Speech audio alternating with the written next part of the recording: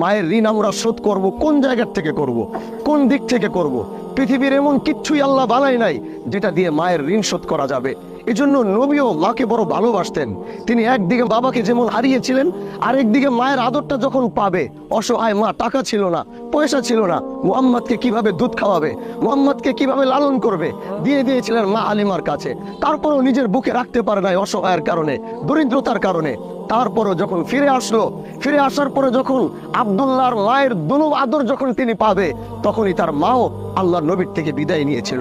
এজন্য নবী বলতেন, কাশ যদি আমার মা বেঁচে থাকতো, আর আমি যদি ফরজ নামাজে আল্লাহু আকবার বলে দাঁড়িয়েছি, আর আমার মা যদি পিছন থেকে ডাক দিত, ও মুহাম্মদ, আল্লাহর নবী বলতেন, আমি নামাজটা ছেড়ে পিছনের দিকে তাকিয়ে বলতাম, ও মা, তোমার সন্তান তোমার বুকে হাজির।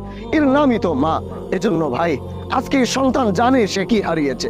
আজকে ওই মানুষটা বিদায় নিয়েছে যে রাত জেগে তার জন্য দোয়া করতো। আজকে ওই মানুষটা